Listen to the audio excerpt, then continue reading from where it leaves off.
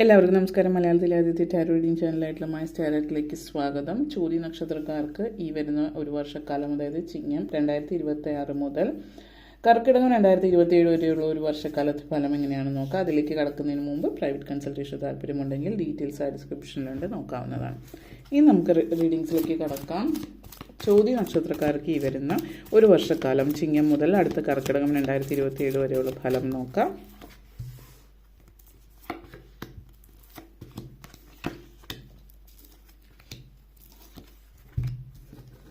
ആദ്യം തന്നെ full energy, 7 of Wands, 9 of Wands, 9 of Pentacles, 4 of Swords, Knight of Cups energy connections. നിങ്ങളെ സംബന്ധിച്ചിടത്തോളം ആദ്യം തന്നെ full card and 4 of Cups energy, 4 of Swords energy connections ആണ്. അപ്പോൾ നിങ്ങളുടെ ജീവിതത്തിൽ ഒത്തിരി മാറ്റങ്ങൾ കൊണ്ടുവരുന്നൊരു സമയമാണ് ഈ ഒരു വർഷം എന്ന് പറയാം. കാരണം അടുത്തിടയ്ക്ക് ചില ആളുകളെ സംബന്ധിച്ച്, വിദേശത്തുള്ള ആളുകളെ സംബന്ധിച്ചിടത്തോളം എടുത്ത് പറയുകയാണെങ്കിൽ, നിങ്ങൾ നാട്ടിലേക്ക് ചിലപ്പോൾ തിരിച്ചു പോകാനുള്ള ചാൻസസ് ഉണ്ട്. നാട്ടിലേക്ക് തിരിച്ചു പോകുന്നു എന്ന് പറയുമ്പോൾ നിങ്ങൾ ഒത്തിരി നാളുകളായിട്ട്, ചിലപ്പോൾ വർഷങ്ങളായിട്ട് വിദേശത്ത് സെറ്റിൽഡ് ആയിട്ടുള്ള ഒരാളായിരിക്കും. പക്ഷേ നിങ്ങൾക്ക് അടുത്തിടെയായിട്ട് ഭയങ്കരമായിട്ട് നാട്ടിലാണ് ബെറ്റർ എന്നുള്ളൊരു തോന്നൽ വരാം. അപ്പോൾ ഒരു ഹോം സിക്നെസ് ഭയങ്കരമായിട്ടുണ്ടാവും. അത് മാത്രമല്ല, ചില കാര്യങ്ങളിൽ നിങ്ങൾ കമ്പയർ ചെയ്ത് നോക്കുമ്പോൾ പല കാര്യങ്ങളിൽ ഇപ്പോൾ സേഫ്റ്റിയോ അല്ലെങ്കിൽ ഹൈജീൻ എന്നുള്ളത്, അത് ഏത് രാജ്യത്താണ് എന്നതിനനുസരിച്ചിട്ടാണ് സേഫ്റ്റി പറഞ്ഞത്.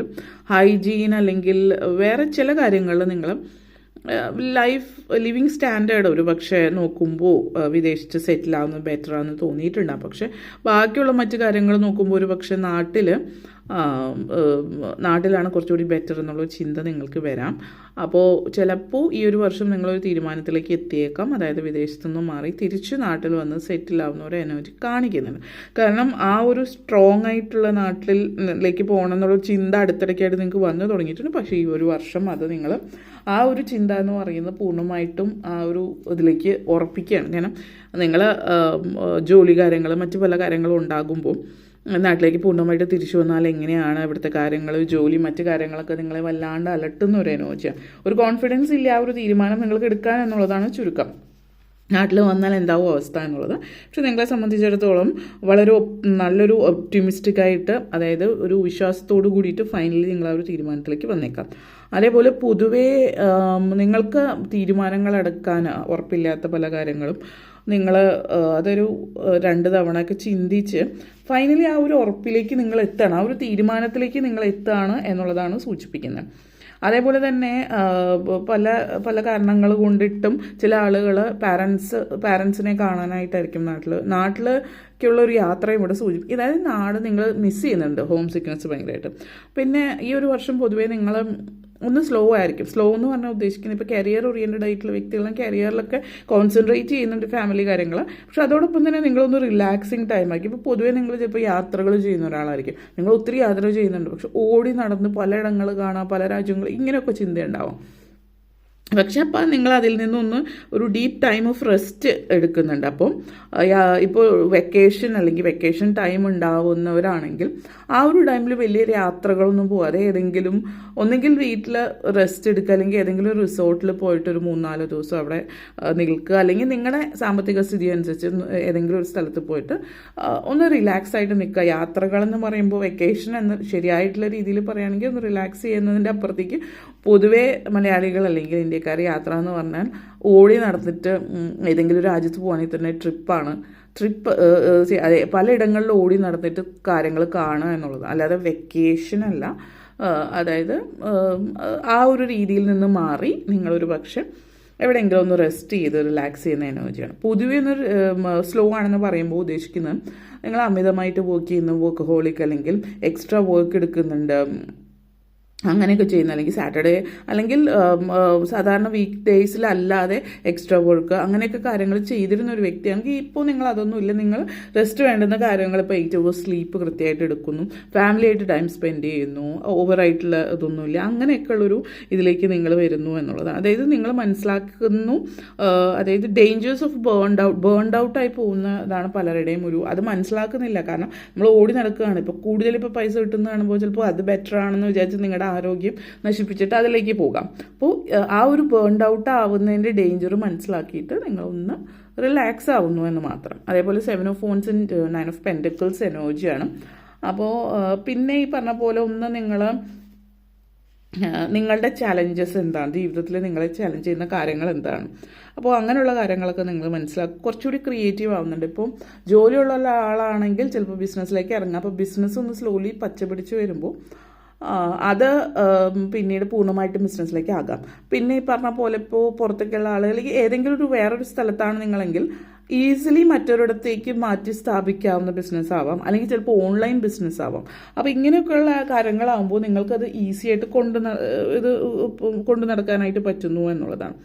അപ്പോൾ ഒരു ബ്രൈറ്റ് വിഷൻ എന്താണ്, എങ്ങനെയാണെന്നതിനെക്കുറിച്ച് നിങ്ങൾക്കുണ്ട്. കോൺഫിഡൻസ് കൂടുന്ന ഒരു സമയം, അപ്പോൾ ലോ വൈബിൽ നിന്ന് പോസിറ്റിവിറ്റിയിലേക്ക് വരുന്നൊരു സമയമാണ്.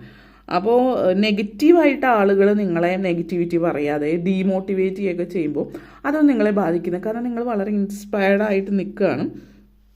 അപ്പോൾ നിങ്ങളുടെ സെൽഫ് എക്സ്പ്രഷനൊക്കെ വളരെ പ്രാധാന്യമുണ്ടെന്ന് നിങ്ങൾ മനസ്സിലാക്കും. നിങ്ങളുടെ ഐഡിയാസ് ഷെയർ ചെയ്യുന്നു. അപ്പോൾ ഐഡിയാസ് ഷെയർ ചെയ്യുന്നു എന്ന് പറയുമ്പോൾ ചില കാര്യങ്ങൾ നോക്കിയും കണ്ടും ഷെയർ ചെയ്യുന്ന ഒരു സിറ്റുവേഷൻ എന്നുള്ളതാണ് ഉദ്ദേശിക്കുന്നത്.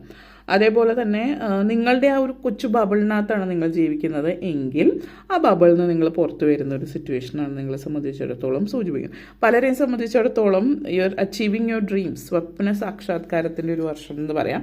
അപ്പോൾ ഓരോരുത്തരെ സംബന്ധിച്ച് അത് വ്യത്യസ്തമായിരിക്കും. ഇപ്പോൾ ജോലിയിലാണ്, ഇപ്പോൾ സർക്കാർ ജോലി വേണം, അല്ലെങ്കിൽ ഇന്ന ജോലി വേണം, ഇന്ന പൊസിഷൻ വേണം എന്നൊക്കെയാണ് എങ്കിൽ നിങ്ങൾ ഇന്നൊരു പൊസിഷൻ, ഇന്നൊരു രീതിയിൽ ജീവിതത്തിൽ മുന്നോട്ടേക്ക് പോകാനുള്ള അവസരം വരുന്നുണ്ട്. വിദ്യാർത്ഥികളെ സംബന്ധിച്ചിടത്തോളം പറയുകയാണെങ്കിൽ വിദ്യാഭ്യാസ കാര്യത്തിലും സാധ്യതകളുണ്ട്. വിദ്യാഭ്യാസപരമായിട്ട് മുന്നിട്ട് നിൽക്കുന്നു. നിങ്ങൾ ഏതെങ്കിലും പ്രത്യേക സ്കോളർഷിപ്പ് ആഗ്രഹിക്കുന്നുണ്ടെങ്കിൽ അതിൽ, അല്ലെങ്കിൽ കോമ്പറ്റേറ്റീവ് എക്സാംസിൽ മുന്നേറുന്നു. അപ്പം അങ്ങനെ പല കാര്യങ്ങളും നിങ്ങളുടെ ജീവിതത്തിൽ മുന്നേറുന്ന ഒരു സാഹചര്യം നിങ്ങളെ സംബന്ധിച്ചിടത്തോളം സൂചിപ്പിക്കുന്നുണ്ട് ഈ പറയുന്ന ഒരു വർഷത്തിൽ. അപ്പോൾ അതുപോലെ തന്നെ പിന്നെ നിങ്ങളെ സംബന്ധിച്ചിടത്തോളം ഈ ഒരു സമയം സാമ്പത്തിക നേട്ടം ഒത്തിരി ഉണ്ടാക്കി തരുന്ന സമയമാണ്. അപ്പോൾ സാമ്പത്തിക നേട്ടം ഉണ്ടാക്കുന്നതെന്ന് പറയുമ്പോൾ നിങ്ങൾ ഒത്തിരി വർക്ക് ചെയ്യേണ്ടുന്ന രീതിയിലല്ല, അപ്രതീക്ഷിതമായിട്ട് ധനലാഭം ഉണ്ടാകുന്നുണ്ട്. അത് നിങ്ങൾ ലൈഫ് ടൈം അല്ലെങ്കിൽ ലോങ് ടേം വർക്ക് ചെയ്യുന്നൊരു കാര്യമല്ല. പെട്ടെന്ന് നിങ്ങൾ എന്തെങ്കിലുമൊക്കെ ചെറിയ സൈഡായിട്ട് കാര്യങ്ങൾ ചെയ്യുന്നത്, അതായത് നിങ്ങളുടെ എനർജി അധികം വേണ്ടാത്ത കാര്യങ്ങൾ. അപ്പോൾ നിങ്ങൾ ഓവറായിട്ട് ടൈം സ്പെൻഡ് ചെയ്യില്ല, ലൈഫ് ഇത്തിരി കൂടി സിമ്പിളായിട്ട് കൊണ്ടുപോകുന്നു എന്നുള്ള രീതിയിലും കാണിക്കുന്നുണ്ട്. അതേപോലെ 7 of phones and 9 of cups ആണ്. അപ്പോൾ പൊതുവെ ഇമോഷണലി വളരെ പോസിറ്റീവായിട്ട് നിൽക്കുന്നു. അതേപോലെ തന്നെ എന്താ പറയുക, ഒത്തിരി മനസ്സമാധാനം, സ്വസ്ഥയും, പ്രണയം ഇങ്ങനെയുള്ള കാര്യങ്ങളൊക്കെ ജീവിതത്തിൽ സംഭവിക്കുന്നു എന്നുള്ളതാണ് സൂചിപ്പിക്കുന്നത്. അതേപോലെ തന്നെ വിവാഹം, പ്രണയിക്കുന്നവരാണെങ്കിൽ പ്രണയിച്ച് വിവാഹത്തിലേക്ക് വരുന്ന ഒരു സാഹചര്യവും നിങ്ങളെ സംബന്ധിച്ചിടത്തോളം സൂചിപ്പിക്കുന്നത്. അത് നിങ്ങൾക്കൊരു പോസിറ്റീവ് എനർജി തരുന്ന ഒരു കാര്യം കൂടിയിട്ടാണ് എന്നുള്ളതും സൂചിപ്പിക്കുന്നുണ്ട്. പിന്നെ നിങ്ങളെ സംബന്ധിച്ചിടത്തോളം ജീവിതത്തിൽ എന്ത് കാര്യമാണോ കുറച്ചധികം നാളായിട്ട് നിങ്ങൾ വെയിറ്റ് ചെയ്തിരുന്നത്, എന്താണോ കാത്തിരുന്ന കാര്യം, കൂടുതൽ ഇത് പേഴ്സണൽ ലൈഫിലാണ് കാണിക്കുന്നത്. അപ്പോൾ ഓരോരുത്തരെ സംബന്ധിച്ച് വ്യത്യസ്തമായിട്ടുള്ള കാര്യമായിരിക്കും. ചില ബന്ധങ്ങൾ, ചില സൗഹൃദങ്ങൾ, ചില സാഹചര്യങ്ങൾ. അപ്പോൾ ഇതിലൊക്കെ നിങ്ങൾ ആഗ്രഹിച്ച ലെവലിലേക്ക് കാര്യങ്ങൾ മാറി വരുന്നുണ്ട്. അതൊത്തിരി സന്തോഷം. 9 of phones and 4 of swords എനർജിയാണ്. അപ്പോൾ ഇപ്പോൾ ഈ ഒരു വർഷം എന്ന് പറഞ്ഞാൽ ചില തീരുമാനങ്ങൾ എടുക്കുന്നതിൻ്റെ ലാസ്റ്റ് സ്റ്റേജിലെത്തി. അതായത് നിങ്ങൾ ഉറപ്പിച്ചിട്ടില്ല ഇതുവരെ, നിങ്ങളുടെ ഉള്ളിൽ ആഗ്രഹമുണ്ട്, പക്ഷേ ആ ഒരു തീരുമാനത്തിലേക്ക് എത്തിയിട്ടില്ല. അപ്പോൾ അങ്ങനെയുള്ളൊരു തീരുമാനം, ഇപ്പോൾ നേരത്തെ പറഞ്ഞ പോലെ ചിലപ്പോൾ വിദേശത്തു നിന്ന് സെറ്റിലായ ആളുകൾ നാട്ടിൽ വന്ന് തിരിച്ച് സെറ്റിലാവുന്നതായിരിക്കാം, അത് തിരിച്ചുമാവാട്ടോ, തിരിച്ച് നാട്ടിൽ നിന്ന് വിദേശത്ത് പോയി സെറ്റിലാവുന്നതുമാവാം. അപ്പോൾ ഇങ്ങനെയൊക്കെ ഉള്ളൊരു സാഹചര്യം, അതായത് പല കാര്യങ്ങളുടെ ലാസ്റ്റ് സ്റ്റേജാണ്. ഇനി ഒരു സ്റ്റെപ്പ് കൂടി എടുത്താൽ മതി എന്നുള്ള ഒരു നിങ്ങൾ തീരുമാനം എടുക്കുന്ന സമയമാണ്, ആക്ഷൻ എടുക്കേണ്ടുന്നൊരു സമയമാണ്. അതേപോലെ പ്രായമായിട്ടുള്ളവരെ, വീട്ടമ്മമാരെ സംബന്ധിച്ചിടത്തോളം പറയുകയാണെങ്കിൽ ഈ ഒരു സമയം എന്ന് പറയുന്നത് നിങ്ങൾ പൊതുവേ നിങ്ങളുടെ ജീവിതത്തിൽ നിങ്ങൾ പ്രത്യേകിച്ച് എന്തിൻ്റെയൊക്കെ പുറകെ ഓടുന്നതായിട്ടുള്ളൊരു ഫീലിംഗ് കാണിക്കുന്നുണ്ട്. പക്ഷേ നിങ്ങൾ എന്തിനെങ്കിലും പുറകെ ഓടുന്നു, അല്ലെങ്കിൽ മറ്റുള്ളവരുടെ ജീവിതം കണ്ടിട്ട് എൻ്റെ ജീവിതം അങ്ങനെയല്ല എന്നൊക്കെ ചിന്തിക്കുന്നുണ്ട്. പ്രായമായിട്ടുള്ളവർ ആ ഒരു പ്രായമായി കഴിയുമ്പോൾ അവർ എല്ലാവരും ജീവിതമായിട്ട് കമ്പയർ ചെയ്യുക, അല്ലെങ്കിൽ വീട്ടമ്മമാർ ആ ഒരു എനർജിയിൽ നിന്ന് മാറി നിങ്ങൾ ഒന്നിൻ്റെയും പുറകെ ഓടുന്നൊന്നുമില്ല. നിങ്ങളുടെ ലൈഫ് എങ്ങനെയാണോ അതെങ്ങനെ ബെറ്റർ, അതായത് നിങ്ങൾ ഇന്നലെയിൽ നിന്ന് ഇന്ന് എന്താണെന്നുള്ളത് മാത്രം നോക്കുന്നു, കുറച്ചുകൂടി പോസിറ്റീവ് ആകുന്നു. ഇപ്പോൾ മറ്റുള്ളവരുടെ ലൈഫിൻ്റെ പുറകെ ഓടുന്നത്, അല്ലെങ്കിൽ അവർ പറയുന്നത് കേട്ടിട്ട് വീട്ടിൽ ഹസ്ബൻഡോ അല്ലെങ്കിൽ മക്കൾ അല്ലെങ്കിൽ വീട്ടിലുള്ള മറ്റുള്ള ആളുകളോട് ഈ ഒരു അതുപോലെ നമുക്കും വേണം എന്നുള്ളൊരു ഇതിലേക്ക്, അതായത് മറ്റുള്ളവരുടെ ജീവിതം നോക്കി കണ്ടിട്ട് അതാണ് പോസിറ്റീവ് എന്ന് ചിന്തിക്കുന്നതിൽ നിന്ന് മാറി നിൽക്കുന്ന എനർജിയാണ്. ഓക്കെ, അപ്പോൾ ഇത്രയും കാര്യങ്ങളാണ് പറയാനുണ്ടായിരുന്നത്. ആ വീഡിയോ ഇഷ്ടപ്പെട്ടുവെങ്കിൽ ലൈക്ക് ചെയ്യാനും ഷെയർ ചെയ്യാനും കമൻറ്റ് ചെയ്യാനും സബ്സ്ക്രൈബ് ചെയ്യാനും മറക്കരുത്. എല്ലാവർക്കും നന്ദി, നമസ്കാരം.